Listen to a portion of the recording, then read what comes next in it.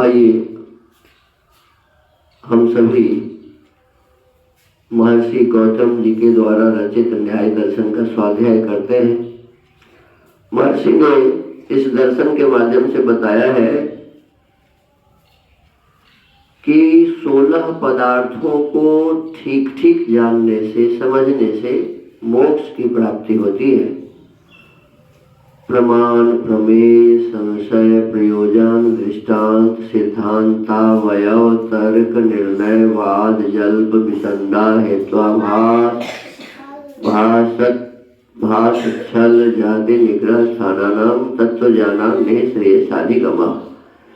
उन्होंने कहा कि प्रमाण, प्रमेय, संशय, प्रयोजन, दृष्टांत, सिद्धांत, अवयव, तर्क, निर्णय, वाद, जल्प, वितंडा, हेत्वाभास, छल, जाति और निग्रह स्थान के यथार्थ ज्ञान से मोक्ष एवं कल्याण की प्राप्ति होती है। उसमें सबसे पहला है प्रमाण। तो इसमें बताया हुआ कि प्रमाण 4 है: प्रत्यक्ष, अनुमान, उपमान और शब्द। ऐसे ही बताया कि प्रमाण के पश्चात प्रमेय। तो प्रमेय इसमें 12 बताए गए।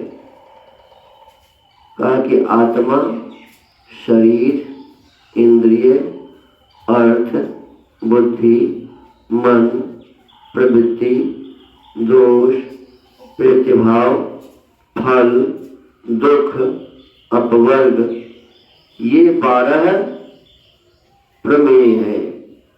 तो इनके जानने से ही मोक्ष की प्राप्ति होती है। बिना इसके जाने मोक्ष की प्राप्ति नहीं होती। और उसमें सबसे मुख्य प्रमेय में आत्मा को बताया। सबसे मुख्य किसको बताया? आत्मा को बताया। तो बिना आत्मा के जाने, बिना शरीर के जाने, बिना इंद्रियों को जाने हम मोक्ष की प्राप्ति नहीं कर सकते। और इसके पश्चात में तीसरा जो पदार्थ है वो है संशय। एक पदार्थ में 2 प्रकार की जब भावनाएं बन जाती हैं तो उसे ही संशय कहा जाता है। यह या वह, ऐसे भाव बन जाते हैं। तो इस संशय को समझने के लिए इसमें 5 अवस्था को बताया गया कि 5 अवस्थाओं में संशय उत्पन्न होता है।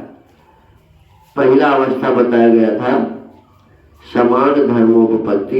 एक ही वस्तु में यदि समान धर्म होते हैं, जैसे खूंटा भी लंबा होता है और आदमी भी लंबा होता है। सायंकाल के समय में खूंटा को देख करके उसमें आदमी का आभास होना है। खूंटा लेकिन मन में होता है कोई आदमी तो नहीं खड़ा। तो यही है संशय। फिर कहा कि अनेक धर्मोपपत्ति। अनेक धर्म किसी वस्तु में है तो उसको देखकर ये समझ नहीं आना कि कौन सही है, किसका क्या धर्म है। एक ही मान लो जैसे पृथ्वी, तो पृथ्वी में अनेक धर्म है। जैसे आकाश का गुण भी उसमें शब्द है, वायु का भी गुण उसमें स्पर्श है, अग्नि का गुण भी उसमें रूप है, जल का भी गुण उसमें रस है, और उसका जो अपना गुण है गंध, वो भी उसमें है। तो कभी कभी समझ में नहीं आता, लोग समझ नहीं पाते कि पृथ्वी के गुण गंध है। जब पक्का समझ में आ गया तो संशय खत्म हो गया। लेकिन जब तक पक्का समझ में नहीं आता है तब तक संशय बना रहता है। तो इसे कहते हैं अनेक धर्मों में के कारण भी इसकी उत्पत्ति होती है। फिर कहते हैं विप्रतिपत्ति। पदार्थ एक ही है लेकिन उसके संबंध में कोई कहता है और कोई कहता है नहीं। जैसे आत्मा, कोई कहता है कि आत्मा है और कोई कहता है आत्मा नहीं है। तो ये है, ये संशय जो है इसको कहते हैं विप्रतिपत्ति। फिर कहते हैं उपलब्धि अव्यवस्था। अब उपलब्धि अव्यवस्था में बताया गया था कि कोई पदार्थ विद्यमान नहीं है और हम अपने मन में समझते हैं कि वो है। जैसे मरुस्थल में चले जाओ तो वहाँ दिखता है कि बड़े बड़े तालाब हैं, नदियाँ बह रही हैं, पानी का अंबार लगा हुआ है, और जब हम उसके पास में जाते हैं तो थोड़ा सा भी पानी नहीं होता है, न कोई नदियाँ हैं न कोई तालाब है। तो ये हो गया संशय। और फिर कोई पदार्थ है और मन में हो गया कि भाई ये भी तो वैसा ही नहीं है। जो आदमी मरुभूमि में रहता है तो उसके मन में तो शंका बनी ही रहती है ना। जाता है, देखता है कि यहाँ पानी नहीं है, तो जहाँ पानी रहता है वहां भी समझ में आता है कि यहाँ पानी नहीं है। शायद ऐसे ही जैसे वहां मृगमरीच का था वैसा ही मृगमरीच का यहाँ भी तो नहीं है। फिर जब पास में जाता है तो पता चलता है नहीं, यहाँ तो पानी है। तो इस अवस्था को कहते हैं उपलब्धि अव्यवस्था। और फिर एक है अनुपलब्धि अव्यवस्था। मैंने इसके संबंध में हमें बताया कि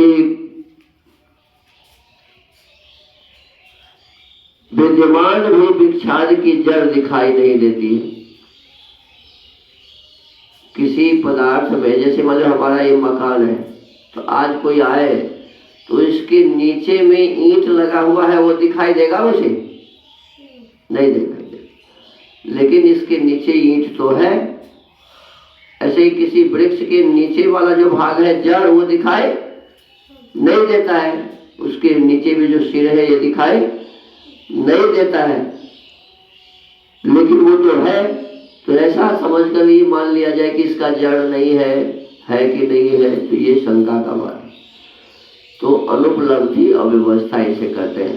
तो इस प्रकार से 5 अवस्थाओं में हमें संशय उत्पन्न हमारे मन में होता रहता है। इनसे निवृत्ति पाने के लिए इसके सही स्वरूप को जानना जरूरी है। अब आगे कहते हैं यमर्थमधिकृत्य प्रवर्तते तत्प्रयोजनम। यमर्थमधिकृत्य प्रवर्तते तत्प्रयोजनम। जिस अर्थ को अधिकृत लक्ष्य कर प्रवर्तते प्रवृत्त होता है कोई व्यक्ति, तत् वह अर्थ प्रयोजन कहा जाता है। ये चौथा पदार्थ है, 16 पदार्थों में चौथा पदार्थ प्रयोजन है। प्रयोजन का स्वरूप अवसर प्राप्त प्रयोजन का स्वरूप सूत्रकार ने बताया है। प्रत्येक व्यक्ति हानिकर तथा दुखप्रद स्थिति से बचना चाहता है। कोई चाहता है कि मुझे दुख हो? कोई भी दुख नहीं चाहता है। कोई भी नहीं चाहता है कि मुझसे हानि हो जाए मुझे। प्रत्येक व्यक्ति हानिकर पदार्थ से तथा दुखप्रद स्थिति में बचना चाहता है तथा लाभकर व सुखजनक वस्तु को प्राप्त करना चाहता है। और सुख सब चाहते हैं, दुख कोई नहीं चाहते। जिससे लाभ हो ऐसा काम सभी करना चाहते हैं। यह प्रतिकूल को छोड़ना तथा अनुकूल को पकड़ना व्यक्ति की प्रत्येक प्रवृत्ति का लक्ष्य होता है। हर क्षण हम यही सोचते रहते हैं कि जो अनुकूल हो उसे हम ग्रहण करें और जो प्रतिकूल हो उसको छोड़ दें। सूत्र का अर्थ पद इसी छोड़ने पकड़ने की भावना को अभिव्यक्त करता है। इसी का नाम प्रयोजन है, क्योंकि यही प्रवृत्ति का हेतु प्रयोजक होता है। इसी को उद्देश्य बनाकर व्यक्ति किसी कार्य में प्रवृत्त हुआ करता है।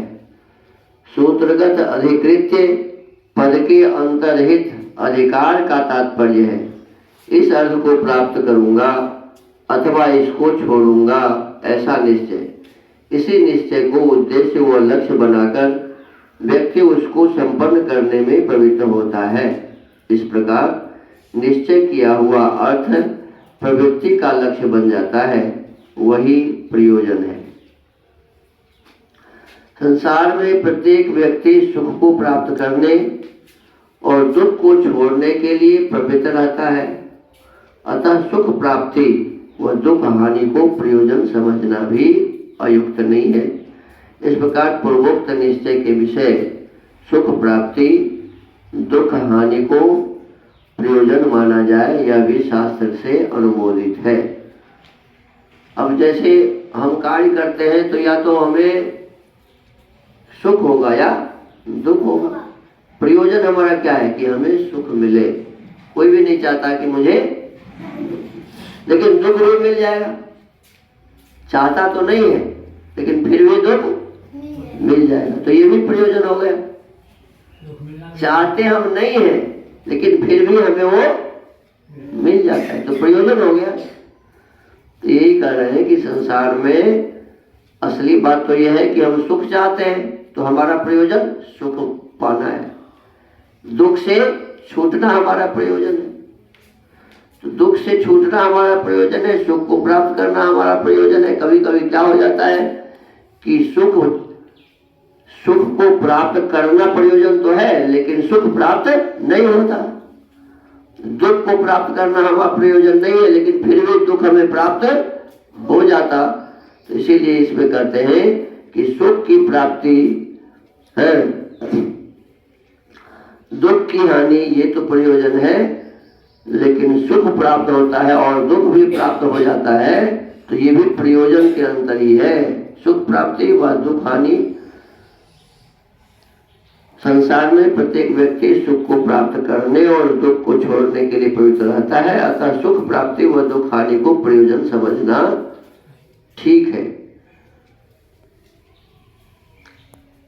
इस अर्थ को प्राप्त करूंगा अथवा इसको छोड़ूंगा, ऐसा निश्चय जो करता है यही प्रयोजन। जो हम अपने मन में निश्चय करते हैं कि ये हमें प्राप्त करना है, ये काम हमें करना है, ये काम हमें नहीं करना है, तो यही हो गया प्रयोजन। जो हम मन में बना लिए कि ये प्राप्त करना है तो ये हो गया प्रयोजन, ये मुझे नहीं प्राप्त करना है तो ये हो गया प्रयोजन। लेकिन हमारे प्रयोजन के अनुकूल ही बातें होंगी, ये कोई बात नहीं है। प्रयोजन के विपरीत भी हो जाता है, तो ये हमें ध्यान रखना चाहिए।